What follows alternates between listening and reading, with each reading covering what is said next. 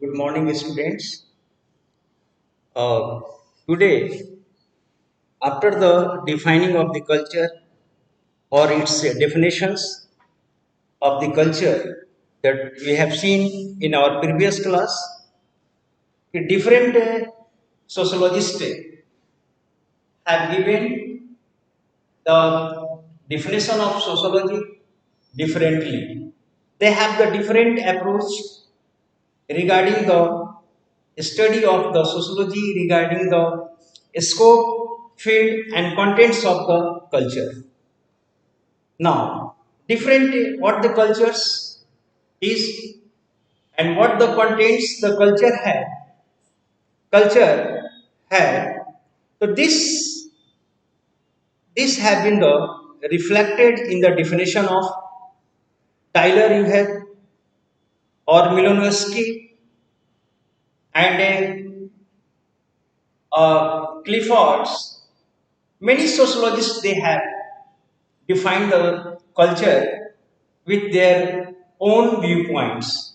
Understand? And students, so on that basis of their definitions or on the basis of their presentation of this sociologist, we now we find out and we draw out the three dimension of culture, three dimensions of the culture, the three aspects of the cultures we have in a very broader sense.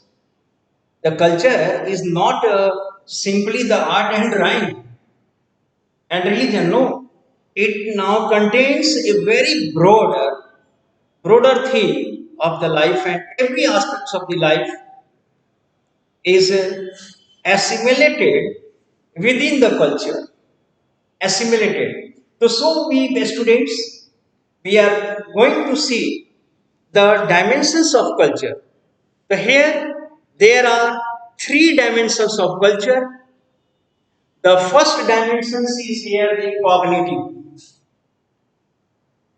Second dimension of culture is the normative. And third dimension of culture is the material culture. So now here students, first cognitive. What is cognitive? What the cognitive way? In the cognitive culture, what the what comes under the cognitive culture? This refers to how we learn, how we learn to process, how we learn to process, how we learn to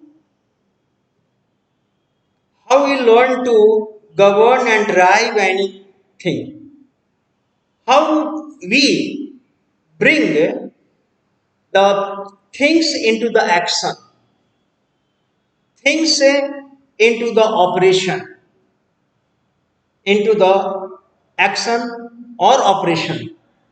In what process? So now this the cognitive under the cognitive process, a person learns to process hear, what he hear, and what he see, so as to give it meaning. We hear something, we see something, and then after we give the meaning to that. So this process of the learning of this process is a part of learning the culture. This is the a different faculty of the culture. Set the process of culture in our mind. Learning process of the culture in our mind. So this is a mental process or the learning process by looking, by hearing, but and this process we recognize the things, we operate the things, we become the capable of operating the things. This And moreover, for example, identifying the ring of a cell phone as ours. How? By hearing or by and you identify that this is the cell phone, this is the bag, and this is the duster, and this is the blackboard. You identify this through a process of recognitions. This is the school blackboard. That is the school's property. This is the a classroom, school classroom. We recognize this through the a process. So this process of recognitions by looking, seeing, identifying, this all come recognizing the cartoon of the politicians. This process comes, this process of the learning the culture comes under the bracket of cognitive dimension. Come under the cognitive dimensions. Understand? So this is called the cognitive dimension. Second, here is the normative dimension. Normative dimensions is related the rules of conduct, rules, the rules of behaviors. This includes particularly the rules of behaviors. Norms and rules are set for behaving each others in society. Namaskar, understand blessings. These are the norms. Namaskar, younger. Blessings, elder. Understand? Or other behaviors like not opening others people's letter. This is the conduct. Because the others say this is the against the etiquette. This is not etiquette. You open the letters of secret letters of two other, confidential letters of two other. No, no at all. So this kind of the behaviors and conduct come under the normative dimension. And now, moreover, performing ritual at the death, performing ritual at the birth, performing ritual at the marriage. Understand? So these conduct, what we conduct in society as a norms, laws, and the other behaviors and etiquettes, this comes under the study of the normative dimensions of the culture. Okay? Next is the materialistic culture. The norm here in this includes any activity made possible by means of materials. What the activities we are doing, this makes the material which makes the possible for this. I am writing on blackboard. The chalk is making this possible. Blackboard is making this possible. So this is materials. Understand? This is the materials. The chalk, blackboard. Now understand? So these are the material or include the tools, machines, or include the internet chatting using rice flour paste to design the column on floors. So the material which help us for the performing the any kind of the activities, for any sort of the activities, that is called as the material culture. That is the known as the materials.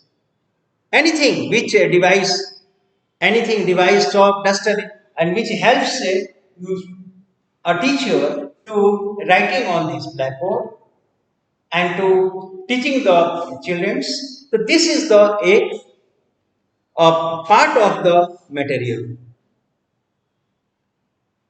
Is it clear? The now students, it may be the have occurred to you that our understanding of material culture, especially art, is incomplete without knowledge acquired from the cognitive. So, any knowledge first hands,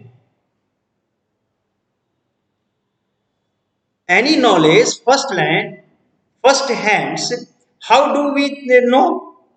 We know through the what process of through what dimensions, through the cognitive dimension, through the cognitive and normatives areas. We learn about the anything.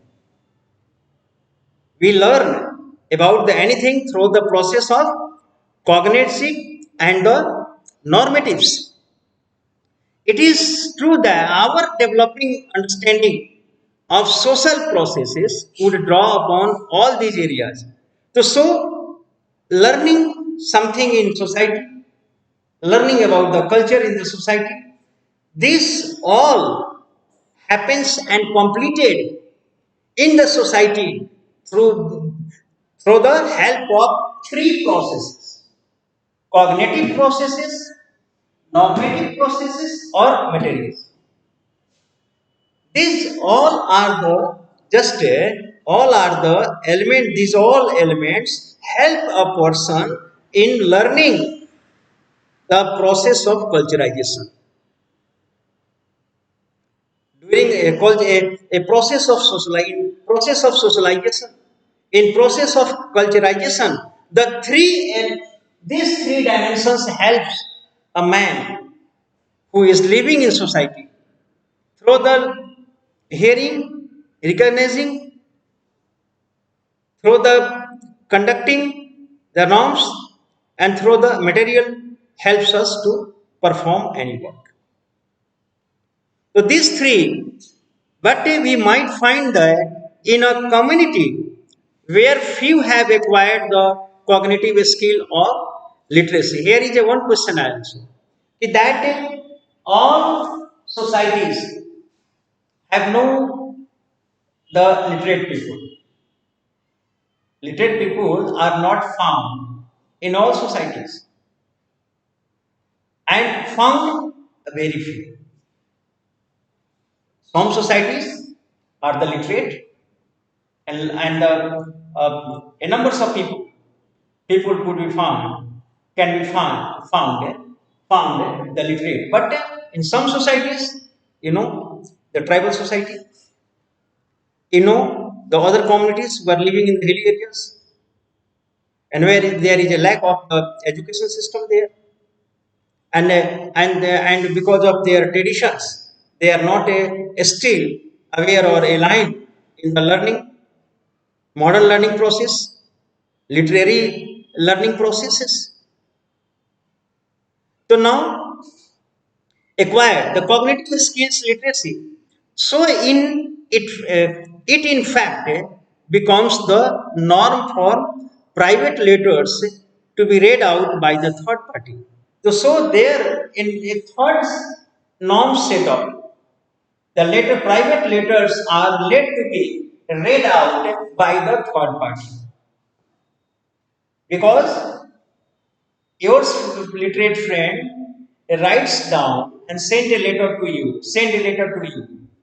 but you are not able to read out, you are illiterate. So then who involves in that? The trained there in norms they are developed, the third party will read out to you to know the message. What the message had been sent to you by your friends, that will be the revealed or read out by your literate, literate friends. The third party involves in that. So now this is the, but as we see below, to focus on each of these areas separately provide many important insights. So every dimensions have its own problem and the difficulties, but we are going to see here a detailed study of these three dimensions. The first, cognitive aspects of culture. We shall throw our light, first of all, cognitive aspects of the culture.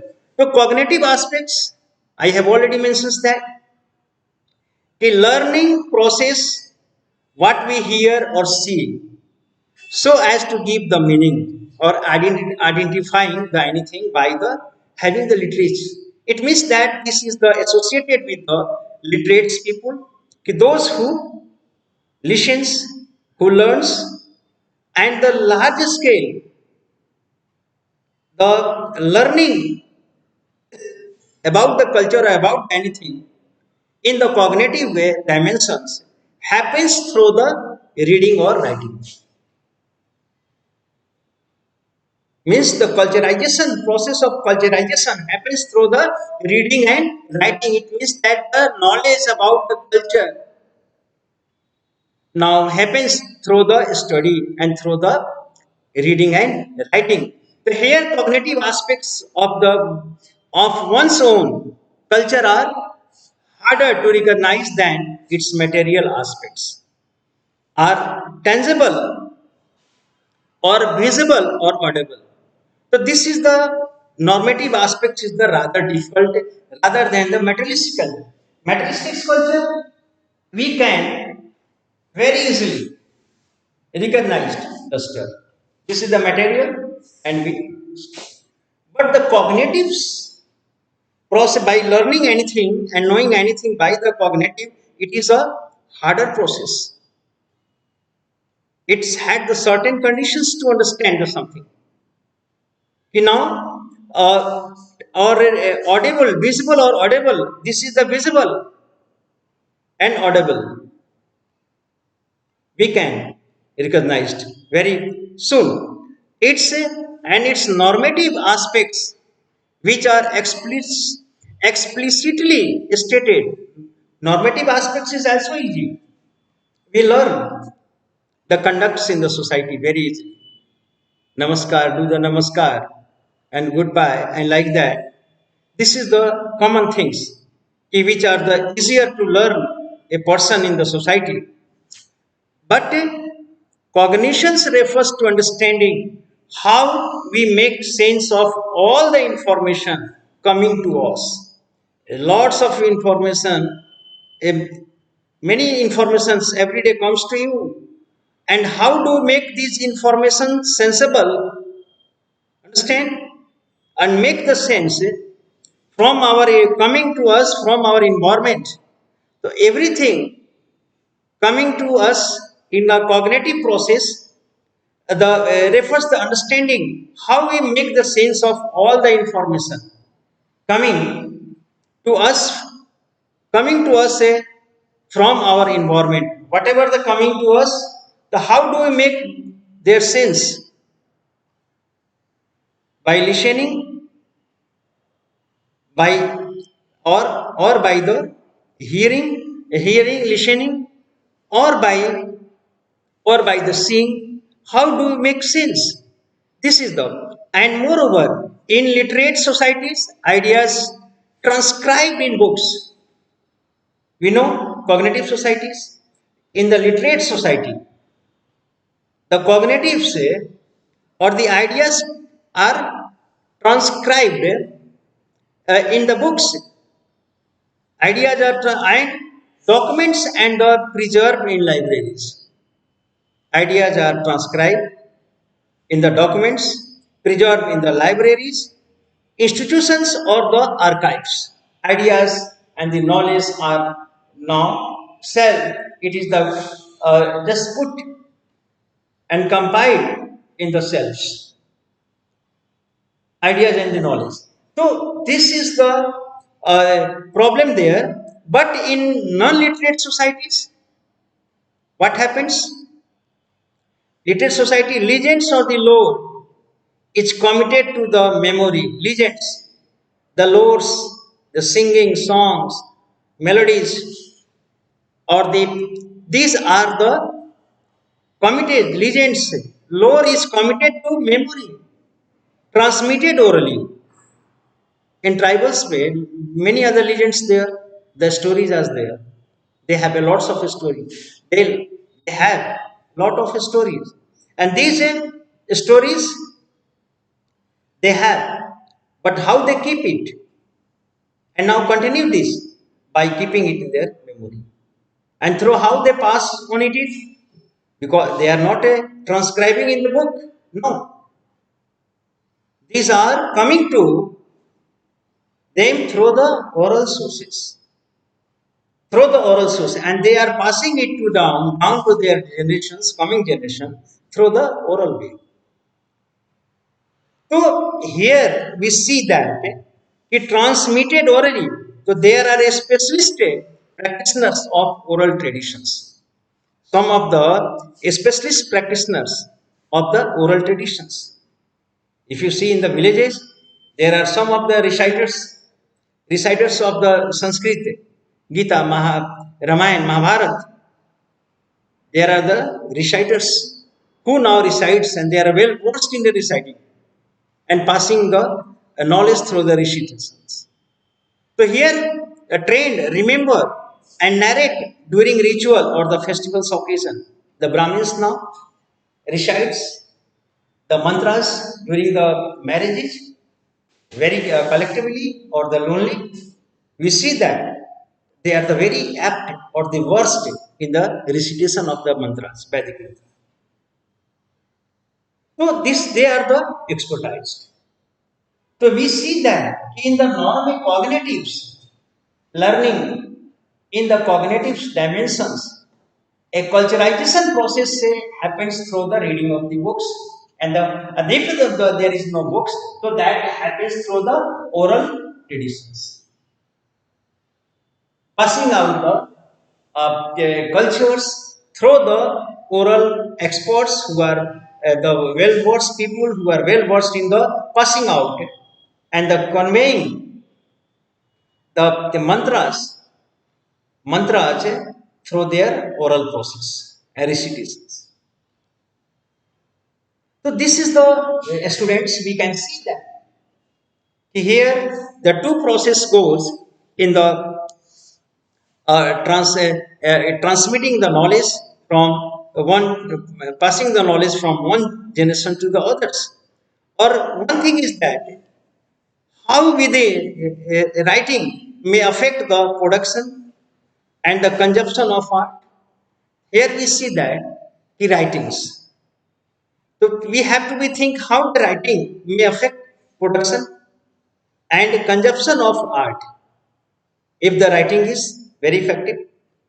Understand? So this affects the production of and consumption of the art in or the one of the orality and the literary Walter Ong, one of the person scholars who have now made the survey about this. He had done a survey, conducted a survey in this regard. He has conducted this survey, or under this survey, what he found, this study was done in the 1971, that only 78 out of 3,000 existing language, 3,000 existing language, poses a literature. It means that there was a 3,000 language he just found to be spoken in the different regions. But he discovered and found out only the 78 out of 300 had their literature. It means that those had been compiled in the writing and penned down. Those language had been penned down in a literature form, in a textual form. Only the 78 out of the, and the further, Mr. Ong suggests that suggests that material that is now that is not written down has certain specific characteristics. He said that now Om suggests that material that is not written down has a certain specific characteristics. What? There is a lot of repetition of words. Now the material that has a material that is not written down has a certain specific characteristics, not written down, and those materials have the certain characteristics. What? These are the there are a lot of repetition of words again and again to make it simpler or remember. If the things comes again and again, we see, we use, and then after this becomes easier for us to know and remember this. Moreover, the audience of an oral performance is likely to be more receptive. He had found out in his research the audience and the reader. What is the difference? So remember, the audience is a reader who is understanding the culture by the study, the books, understand. And on the other hand, a person is learning the same culture by the oral methods. So who is much just a success to get it well, success to get in it well, and the just grasp it well. So now here, the Mr. Ong has made the comparison that the audience audiences of an oral performance is likely to be more receptive. Oral performance audience is the more now receptive. He is grasping much, and on the other hand, and involved then would be the reader of the written text from an unfamiliar culture. But the reader who is the studying the unfamiliar culture would not grasp as much the receptors of the receptor of the knowledge through the oral process is doing and the learning. So this is the difference. The written culture has not much grasped, and the grasped well or the soon. No, but the listen, listening about the culture, these are the much grasped, well grasped, and moreover involved then would be the readers. Second thing is that the audience of an oral performance is likely to be more receptive and the involved than would be the reader of a written text from an unfamiliar culture. Text become more elaborate. Why this happens? Because texts are very elaborate. It is written down. We know the books are written in a very just a thick volumes. Understand? Or very elaborate. The things are written down and elaborate when they are written. When the books are written, so those are written. All the most of the mostly the everything is included in the writings. So we see that those are the not much worth grasping rather than the oral culture or the listenings. Students, we have seen that today. So next we shall discuss the next class. Again, I will discuss the cognitive, normatives, and the material. On this, we shall have the more classes upon these three topics again in the next class. We shall discuss. Okay. So you before that sitting for the listening me, you should read out very carefully. Okay, line by line, and then after that will make you understanding the good. Okay, these lines, sensitivity lines are the very much just meaningful. Every each words are the have the very deep meaning here in the sociology. That's why we have to understand very slow and steady and the well. Thank you very much.